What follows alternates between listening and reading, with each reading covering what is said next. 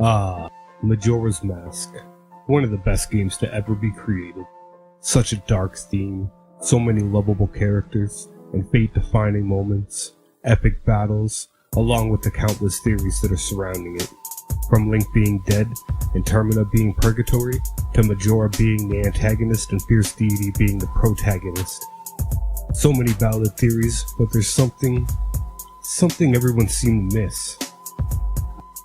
After the events of Ocarina of Time, we all came to realize the timeline had split, as told by the official Zelda timeline, where if Link was defeated, it created the Downfall timeline, which we know is Zelda, Zelda 2, A Link to the Past, A Link Between Worlds, and so on.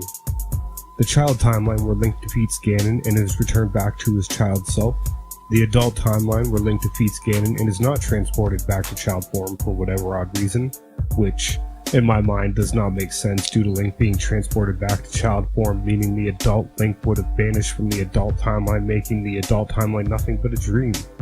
Just like Tidus in Final Fantasy X, being just a dream of the faith, but I'll cover that in another theory.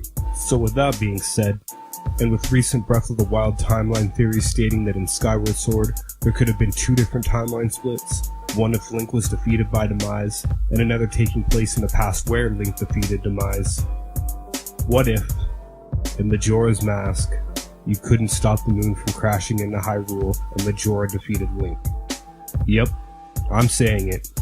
In Majora's Mask, if you are unsuccessful, and for some reason the Happy Mask salesman forgets to play the Song of Time and reset the 3-day cycle, you have created an alternate new timeline, one where Link and Epona vanish and have to wait 100 years to be reincarnated.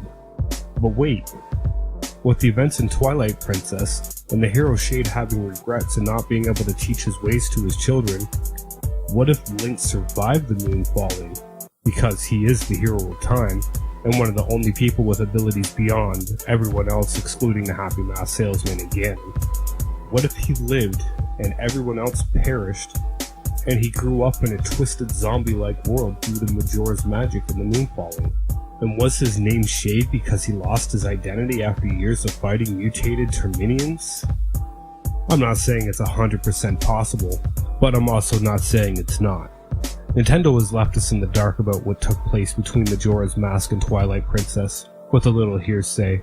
Could it be that the reason Twilight Princess is so dark like Majora's Mask is because the hero failed, but lived, and had to live with his regrets not being able to save the people of Termina, allowing the Twilight to manifest?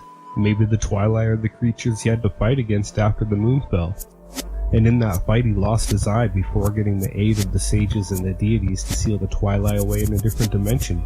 It would explain why they're so contorted and odd looking. Could the success of saving the people of Termina still have a game yet to be made?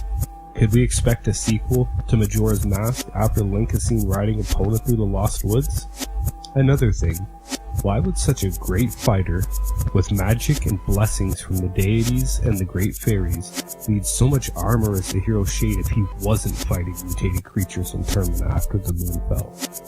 He's never needed such armor in even the biggest boss fights, in fact, any fight that he's been in. So what if Breath of the Wild is also based on the Child Downfall timeline?